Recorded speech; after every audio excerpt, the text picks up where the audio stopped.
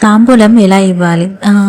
తాంబూలం అంటే ఏంటి? తాంబూల ఆకులు ఉంటాం కదా, తాంబూలం ఇచ్చేటప్పుడు ఎలా ఇవ్వాలి ఇప్పుడు ఈ వీడియోలో తెలుసుకుందాం. 3 కన్నా లేదా అంతకన్నా ఎక్కువ తమలపాకులు తీసుకోవాలి. ఫస్ట్ తాంబూలం అంటే మనకి ముందుగా గుర్తొచ్చేది తమలపాకులు. తమలపాకులు ఎప్పుడైనా శుభ్రంగా శుచిగా ఉంచుకోవాలి. అది కూడా ఆకు తొడిమలు ఉంటుంది కదా, అది మన వైపు ఉండేలా చూసుకోవాలి. ఇంకొకటి ఏంటంటే ఆకులో వేసే వక్క కూడా 2 తీసుకోవాలి. ఎంతైతే దక్షిణగా పెట్టాలి అనుకున్నారో దానితో పాటు విడిగా రూపాయి పెట్టాలి. రూపాయి విడిగా పెట్టాలి.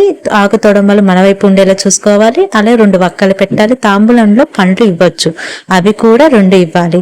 వాటి తొడమలు మన వైపు ఉండేలా చూసుకోవాలి. పండు ఇచ్చేటప్పుడు మన వైపు తాంబూలం ఉంచుకొని ఆకు పైన మనం ఒక పండు ఉంచి ఎదుటి వాళ్ళకి ఇవ్వాలి. పసుపు నేలకు తగలకుండా ముత్తైదువుకు కాళ్ళకు పసుపు రాసి పారాని పెట్టి మెడకు గంధం రాసి నుదుటున కుంకుమ పెట్టి తాంబూలం ఇవ్వాలి. చీకటి పడక ముందే తాంబూలం ఇవ్వటం వలన అది మనకెంతో మంచిది.